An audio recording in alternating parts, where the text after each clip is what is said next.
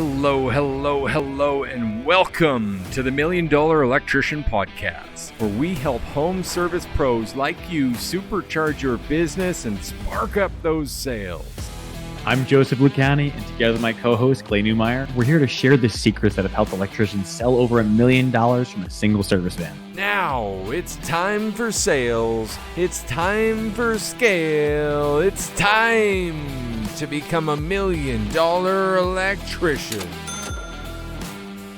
Hello, and welcome back. Man, I am excited to go into this today. Joe, how are you doing today, brother? It's been an amazing day so far. I feel like it's one of those that's been back to back, but at the same time, I'm full of life, full of energy. I'm feeling blessed, and I'm ready to take on the day. What about you, brother? Yeah, same, man. Feeling good, feeling pumped up. And I'm excited to talk about this topic because we've attacked this from a couple different angles over the years now. I think I can say that multiple years of this podcast. How to sell $1 million plus without a CRM. Now, this one is particularly controversial. Is probably the right word for it. There is a lot of people out there, and especially with the rise of social media and the Reddit channels and everywhere that electricians come together and have these discussions about what really is the best toolkit for business. How do you best manage, well, CRM standing for client relationship management, right? How do you best manage those relationships? How do you best manage that data and the KPI that are required to really build your business? But there's another way to look at this. And like you said, we've gone through this a few different ways. So I want to introduce another acronym if I can for a moment. By all means, brother. And this was our approach too, by the way. And the acronym is MVP, minimum viable product. And that's something they teach in business. And it's actually about having the least amount of forward investment of time and energy to just focus on things that are really core and central to this new vision, this new brand of whatever it is that you're building. And it focuses on, it prioritizes your offer. It prioritizes the value you bring to your market. And it prioritizes how you communicate that stuff and see if the market accepts it in the first place. Now, can I go on a limb and really open this up? Dare I say that you don't need a fancy CRM. You don't need the fancy price book. You don't need these things to knock that MVP out of the park and to get the kind of proof that you've seen, that we've seen, and that many of our clients are seeing by staying simple in the beginning and trying to just focus on scaling the things that got you that first success. 100%. I couldn't agree with you more. All right, open it up with me, man. What are your thoughts on this particular subject, and why is it so important to focus more on that service and the sale and the offer and the relationships than the letterheads and the logo and everything else that kind of gets in the way? So I remember when I first started off, we really didn't know much about business, right? It was like, we're electricians, we're getting in a van, we're going off, and we learned it as we went. So some of it may say that we learned from inexperience, but that inexperience actually really lets us step into something pretty nice. Now, when we first started off, we didn't have a CRM. And the reason being was that we didn't know that there was something that would help businesses. So as a result, we worked in ways to say, what can we do to get the end result without one? And really what that looked like was, instead of focusing on the management, we simply focused on the client aspect. So I'm happy to get into any particular of those topics of like how we did what we did. Is there a particular area you want me to focus on? Yeah, for sure. And I actually want to call attention to what you just said, because I picked up on a little bit of an expression you just used there. So client relationship management, CRM, that's our focus. And you said you tended to focus on the client and the relationship instead of the management. Correct. And that's a huge distinguishment that I'd like to dive into first. Sure. So like a good example, I remember if someone were to bring up and say like, how did you know when to reach out to people? Or how would you know what your conversions were? Like if you weren't inputting them into a CRM, what would you do and how would you do it? Right. Well, something that I had become very adept at doing was actually, I'll even be more transparent with it. Because I struggle, be it due to facial blindness and being on the spectrum and remembering names and all that stuff, I realized that the best way that I could succeed was taking very strong notes after the call. So what I would do is I became very emotionally connected to each client that I worked with, because after I finished, going to their home and figuring what it was, I was in the driveway or 2 blocks away, writing up about the interaction and remembering it and really putting detail and focus on that presentation and solving an emotional concern. So I was already very invested in every customer we sold to. After we sold it, or if we didn't sell it, it would just go into 2 different parallels. If we didn't sell it, it made the unsold follow-up list. Didn't matter what it was, it made the unsold follow-up list. If it was sold, it made our customer file, which we were just using QuickBooks. That's all it was. So the customer would be logged into QuickBooks as an existing client, and all their information would be related to it. And we had a SkyDrive where we just load files and pictures of their each customer file. So I knew their information via invoice. I had all my notes from what we needed in my notes section. And if they had any specific things that needed to be consolidated, I would upload it to the SkyDrive. So I'm hearing 3 tools, and I'm just going to give this kind of parallel language then. Sure. QuickBooks Online. Of course, you got to take payment somewhere. So you're using that to invoice and collect. Correct. And of course, that's where their names, address, email, phone number, all that stuff goes in there. So you do have their info and you have the ability to collect. Yep. You say SkyDrive, I equivalent that to like Google Like Drive. Like a cloud of some sort. Yeah, Google Drive. Yeah. Okay. So you're keeping folders for each job on there essentially, or each customer maybe. So is each then customer, jobs. So is each customer by last name then first, and then because some people had similar last names, and then what we would do is we'd have the particular project by date, and then after we had the project by date, we'd have each option, each sold option, pictures of the job, the work order, like all of it would be stored onto their file. So if you called me about a customer 5 years ago, we would know about it because I'd be like, oh, what was their last name? Just pull it up on the drive. Let's see what it is. And because I was the primary one who was forward selling in my company, was the one who took the pictures. I was the one who wrote the notes. So a lot of times I'd see it and be like, oh, I remember that person. Yeah. And then the emotional would come back out because I would have built that relationship with someone. 100%. I love this. And then I would imagine that those really, you talked about taking structured notes after. We now call that post-call facts. Yep. You're following the same structure every time, recording the same things so that you yourself can adjust your sales process and improve with every interaction. And yeah, I went even further with it in that I actually used to carry a recorder in my pocket as I got more advanced. And what I would do is I would write down certain things to listen to. So like if I thought the presentation didn't go well, I would write in the notes, review presentation. Or I would go through and say, review objection, question mark around a particular one. And I would know to go back and look at that file. And if it really was worth digging into, I could look at it from a third-party perspective. So it was really strong notes as well as really strong recordings. Love it. So add a recording in there as well. You keep all of this stuff and the breadcrumbs of it in this SkyDrive. Yep. And then you use QuickBooks Online for your office CSRs to be able to also take new calls, log new clients, and set you up to then fill in that SkyDrive. Is that right? That's correct. Okay. And this was your process. And how much sales were you doing annually with that process? So this got us to the first million. So literally we were able to get in that process. So I'd say this was by like year 7 to year 9 at that point. Year 7 to year 9, you guys. Somewhere around there. Yeah. I'd say at the earliest, it was year 7. At the latest, it was year 9. Can I just call a timeout there for a second? Sure. Because when you say that, it almost seems unreal. Like, who's got 7 to 9 years in the tank to get to your first million? I know there's people out there maybe listening who are in a similar journey. Yet we're seeing people in their first and second years hit their first million. Yeah. I know this isn't the topic, but Joe, like, what's the difference, brother? So the difference is this. I had to figure it out, and I was learning from HVAC coaches. So the concept is that I was trying to figure it out. I was trying to learn the trade. I was trying to learn business. I was trying to build the business, and I was trying to establish and learn the process and build the process. So the first 7 years was all development, all growth, all investment. And then once the process was like, oh shit, we've got something here. This is working. Then it became, let's scale this, until eventually I was able to exit. So literally the reason why it's working for people now so much faster is because they're taking the first 7 years of my development. If you don't have to figure it out on your own and you have a guide that's already done it and already handled the objections, already gone through the shit, you don't have to make the mistakes in such a multitude. I did a lot of trial and a lot of error.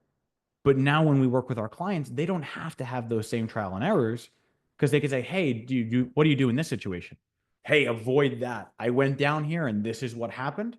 Or, hey, definitely do that. I did this and this is what happened. Yeah. So people can avoid pitfalls.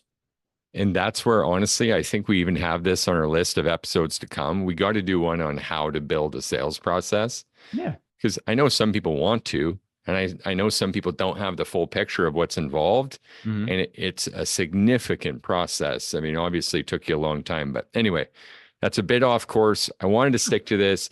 So you're able to hit your first million. Can I ask quick, what's the difference between even the year before you broke through $1 million and the year that you did break through? Was it a large margin, and was there a huge leverage change, like a lever that kind of clicked? What was that for you? Yeah. So the year before $1 million, we were at 850,000, I believe. And the year after our first $1 million, we got 1.3. So in both, you're looking between $200,000 to $300,000. Right. Okay. 200,000 under, 300,000 over. Was that just like more leads coming in, or was there maybe a change in the CRM or non-CRM process, or was there any significant difference, or was it just adding up collective experience? It's going to sound really weird, but I do remember a specific life event that happened that made me really level up the game. Yeah. And it wasn't the CRM. It was actually the birth of my daughter. And I could specifically say that specifically, like I will underline and bold that. That was the thing that highlighted it for me. And this is why. Up to the $1 million part, it was all process and no heart. Because as the person that I am, like I wear my disability on my sleeves. I really genuinely struggle relating with other people. It's not that I don't care. I want to care. I care with all my heart. It's just, it's not a natural language to me. But when I had my daughter, I could finally understand and see the same lens as the people I was primarily serving. I started to understand parents different. I started to understand priorities different. I started understanding life and its real purpose differently. And as a result, I had a process, but then I was also relatable. And that's why it became such a substantial increase, because I was actually working less and selling more because I had to. I had to be present with my kids. I wanted to get home on time. I wanted to be there. I wasn't sleeping through the night. So I was selling from process, but also from relatability. That was the huge pivot. Nice. I like that, man. Great share. And again, I know you've been a dad for a while now, but congratulations on that and your success with this. Thank you. Can I go tactical here for a minute? Because there's some questions that I know people have. We've gone over this many times before, but okay, one of the benefits people love about a CRM is the additional automated communications that happen. So like before you went to a site, wouldn't you talk to clients, or would that be a manual thing that you would do then? Would you let them know you were on your way? Oh yeah. So a lot of what we did was actual like phone conversation and not text. What we would do is we would tell our team, don't email anything, don't text anything. Call always. It's going to be inefficient, but it's going to build a better relationship. So what would end up happening is I would get ready to go to a call, right? Let's say it's my first call of the day. We would have already confirmed 24 hours prior with a phone call. They would have talked to them. And then we would have also called when I was on my way. I would text my CSM and I'd be like, hey, guess what? Or CSR, sorry. I text my CSR and I'd be like, hey, this is what we're doing. I'm on my way over to the call. I should be there at this time. Great. They would then call the customer and say, Joe's on his way. Here's the situation. And they would follow the process. And then I would finish my call and I would check in with my CSR. And I loved her. Her name was Lauren. She was amazing, because what she would do was she would actually grill me harder than any other coach would. She would actually help enforce the post-call facts with me. And it'd be like, okay, did you make your options? Did you do this? Did you do this? Did you close out? Were there all the pictures taken care of? And she wouldn't actually tell me my next stop until I filled it out. So the thing is that she kept me accountable. And because of that, all the information was always updated. I never missed anything from the jobs. And because she was controlling the next stop, I had to do the thing. So you were doing call by call dispatch. Yeah. So we would do call by call from there. And then literally I would go to the next one. And then she would call and let them know as I'm away. And then I would let her know when I'm on site. And then I'd let her know when I'm done. And it was just like, I would text her. She would call the customer. And it was just Okay. a consistent routine. And that brings up another question then. So Mhm. what calendar would you use? How would you schedule your team without the So it was CRM? all Google Calendar. Like literally all it was. It didn't have to be anything complicated. Now, granted, QuickBooks does sync with Calendar, but we didn't find that out until years later. Like, like I honestly wish that had someone in my life at the time that was technologically more advanced because I really was not advanced at the time. I really was not. Yeah. But I didn't know what I didn't know. But I made the best of what I had because I knew the customer relationship had to be prioritized and the sales had to keep coming in. In order to do that, the relationship had to consistently stay high. Okay. You broke through the first million. Would any part of you start to say, okay, we should upgrade this stuff? Let's make this easier. Uh, Let's upgrade technology. Like, did you have that voice in the back of your yeah. head at all? No, but it's still a bad story at the same time. So I'm gonna say this very politely because I never want to badmouth anyone. My former partner at the time, had that idea and said, we need to have a CRM. We need to have a CRM. That's what everyone's saying we need to do, so we need to do it. And he decided that he wanted to learn coding and was like, I'm gonna build an app. And we're gonna Yep. build an app, and that's gonna be our CRM. Rather than spend the $80,000 for the app, we're gonna develop our own app and we're gonna use that. And it was it was so bad. It did not work out very well. Eventually, it did, and it ended up costing us almost as much as a full app. But really, honestly, I think the best suggestion, instead of building it yourself, if I could have gone back, we should have leveled up with an actual CRM. When the time came for it, when we Yep. realized that it would have helped, we should have just paid the money and done it rather than say, let's play cowboys and do it ourselves. Yeah. That's That's fair. what I learned from that interaction. And beyond this, then you were able to continue kind of mess around with this other app idea, but ultimately stuck to the same process for a couple more years then and continually break through $1 million Yeah, selling without a CRM essentially. pretty much. The closest I could say is like imagine me with a carbon copy form. Like everyone else was showing up with iPads and stuff like that. And granted, I had an iPad. There wasn't an argument. Yep. But the style of business that we were doing was just an older school style. The person that trained me when I first started was in his 80s when I was 14. So I just learned a very old school way of doing business. And I knew as long as I focus on the customer and keep them happy, I don't need the fancy stuff to finish that and continue the relationship forward. Maybe I made a mistake, but the results spoke for themselves. And I was able to scale and grow and eventually exit without it. So it worked out. Yeah, for sure. And that's why this question comes up all the time. And I love the interview format of this one because this is your experience, brother. I'm the technology guy. Like I love me some CRMs and whatnot, but I also fully obviously embrace our program and what you did and what makes us unique and what we're doing here is helping people. And the common question is, well, does this work in Service Titan? Does this work in Jobber? Does your sales process do the 6 options? Does that work in House Call Pro, Service Fusion? You know, the list goes on with all the different CRMs that people have tried to just tailor to be specifically better in different ways. And we'll get more into that here shortly. But ultimately, it's my favorite answer in the world. And it's, well, this works with anything because it's not even that it predates anything, but it prioritized ahead of anything so that you could just do it. You learn the basics and technology would never be in your way as it were with you. And that's really what I think personally from my outside perspective was a big key to this is you never had to anticipate any curveballs outside of just dealing with that customer engagement. Yeah, really, I stuck in my lane, and you're 100% right. But I want to add another layer to it. Sure. And that was we recognized a very clear problem, which was New York slow season was a real thing, like, at least in our area. We recognized that after November, it'd be like November, December, January, and February would start to pick up. But those 4 months were consistently and like statistically very slow in our area. Yeah. A lot of people were moving out and it was seasonal. So the thing was, we recognized we needed to find a way to gap that. In order to gap that, all the customers from January through November were logged in QuickBooks, but they were given certain tags. Like we knew who were our maintenance customers, who were our first class customers, who had inspections, who had unsold calls, because they were all given specific line items that we could further search. So when it came time for us to say we need work, we had a very fat pile of leads to go through, as well as already pre-scheduled first class inspections that were already scheduled November through February. So we were preparing in advance.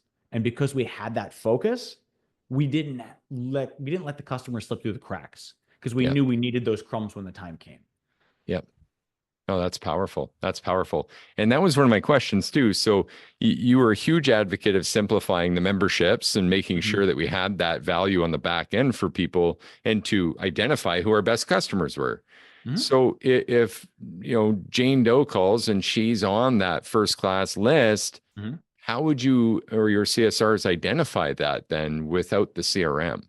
So it's the same process we teach. So as we're going through in the brighter day process, it would be the concept of who I have the pleasure of speaking to. Hey, before I look you up on our system, so the first thing was, maybe I'll even simplify it. The first thing was, who do I have the pleasure of speaking to? While they're doing that, once they have the name, I could type that name in. But I'm also saying, before I do that, before I look at you in this system, which I'm actually typing them in the system in advance, I'm asking, are you a first class pass member? And it's only going to be one of two responses. Mm, It's usually not yes or no. It's yes or what's that. It was never yes or no. It was always yes or what's that. So as a result, if they said yes, well, great. I already know because I already had you pulled up while I was asking the question. But then I knew to expedite and really raise the cheer. And if you weren't a first class member, it was totally fine. So I had two different levels. nice. Nice. Yeah. And we, like you said, we still teach that today because Mhm. now they've at least heard of it and it's not a complete shock later on when it's attached to an option or offer to you and you've never heard of the thing before. Yeah. First class pass, honestly, was, I think, one of the best ideas we had. It was just such a consistent process, and it really saved us a lot of time, energy, and hassle, and really got us through some slow seasons that would have been really rough. So do you mind me asking then go a bit deeper there? So it's January 8th. Okay. Things are a little slow. You've seen it coming. Hey, we're after Christmas. We got to reboot the team here and Mhm. pound the pavement a bit and get some work.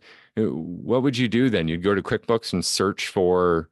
So it would depend on what we need more of, right? So you're saying January, which usually would make me believe that we've already taken November and December to do our first class inspections, Mhm. right? So it's likely at that point we've already hit them. If we hadn't, I would continue to be scheduling inspections. And the way I'd look that up is I'd go to QuickBooks and I'd do the search function and I would have a line item of first class membership. So all the first class members would come up. If that wasn't a thing, the next would be people who wanted additional inspections, because inspections were secondary service people purchased. Right. So then, okay, I look at all my inspection customers. Then this is the real lever was generator maintenances, because generator maintenances ideally should be done twice a year. Yeah. One in our area, because in the spring, horrible rainstorms, and two in the fall, because we often have hurricane season and then also having a situation of just really bad weather. So if it was January, I would often tie it to weather storms. Be like, hey, I know that you've been running, you've had a situation where it's possibly ran in November and December. I know you were running previously for a few days because we can see you on the mobile monitoring. I'd want to let you know that in order to ensure you're protected throughout the next stem until spring comes, it'd probably be good to have an inspection or a service taken care of. When do you want us to take care of that? Or would you rather us wait until spring? And most people were like, yeah, you're right. We should get it done. And then we just offer maintenances. So first class upgrades, whole home inspection upgrades, generator maintenance upgrades. And then after that, there was a whole continued list of things we could have gone into. People to follow up with specific lists. And I can go in as much detail as you want. Well, I've got a deeper question again for you now. Sure. Would you turn those generator maintenances into options and greater offers Oh my God, and yes. would like just on the generator or would you link it back to the home as well in the entire system? The whole system. So like, and I'm really going to try and cut my words here because I know we're short on time. But with generators, you're not solving a mechanical issue. You're servicing an emotional solution. That's the thing. The generator serves to solve an emotional problem. It's my responsibility to find out what that emotional problem was and to make sure that that solution is rock solid for them. So if they're telling me that they have a home office, wouldn't it make sense that I say, hey, while I'm doing a power transfer and I'm going to make sure that I'm testing the unit under load, wouldn't it make sense that I go into that office to make sure that the things actually have power? So now I'm in your home office. I'm checking out your circuits. I'm going to see if you need upgrades and things. I'm also going to check your main panel. So I'm seeing if you need anything there. And everywhere I walk, I've got eyes on something. But at the same time, we're bonding, we're connecting, we're talking, which means that it's likely you're going to bring additional things up. And once I hear something, I'm going to grab onto it and we're going to keep talking about that. I love that. So it may be that they call you for a generator maintenance, but the thing that becomes sold is an emotional concern that's completely unrelated.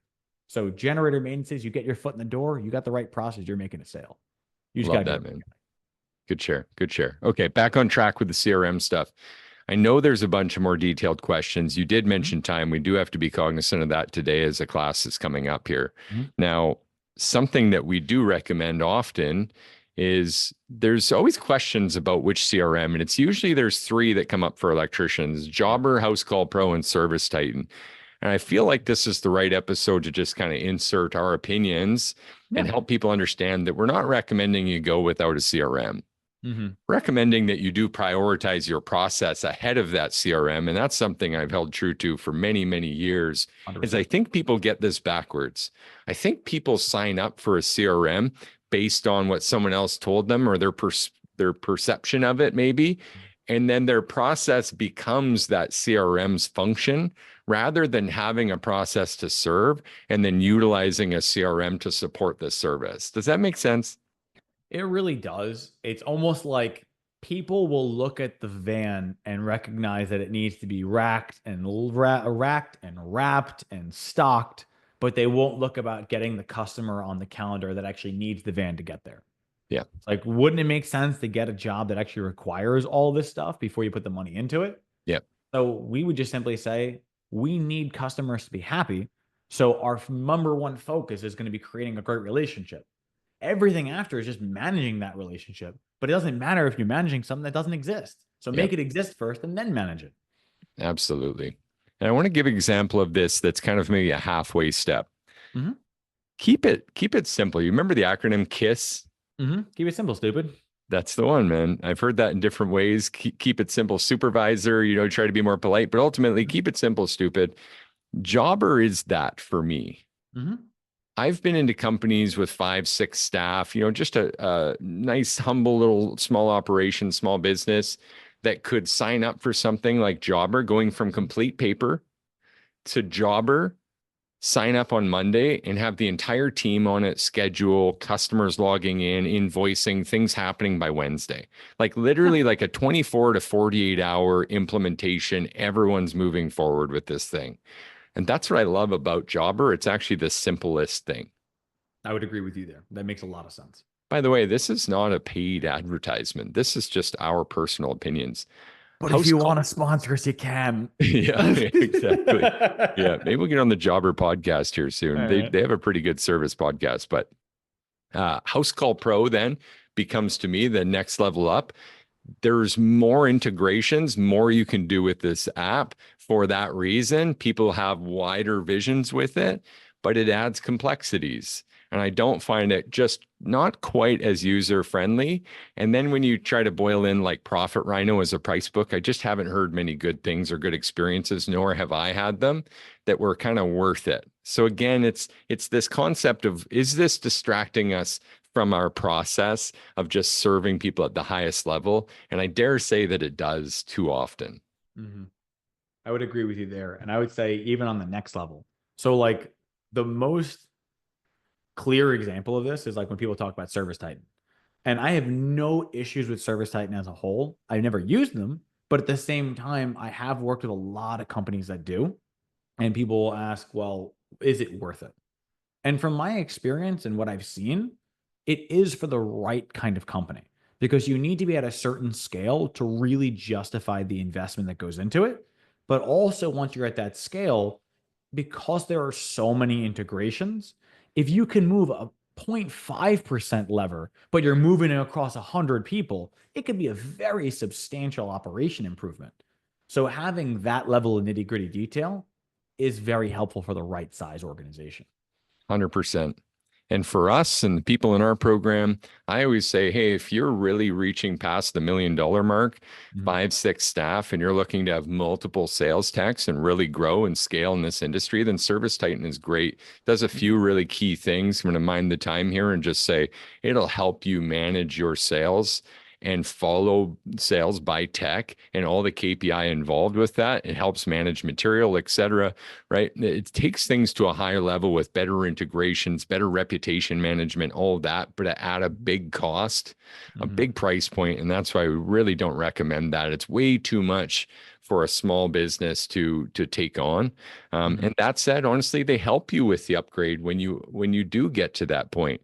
So our whole stance and everything that we want you to leave with from this episode is you don't need that. You don't need to set your aim so high at the beginning and think about, oh, what about, maybe you've made 200,000 this year and you're thinking about the 2 to 3 million mark.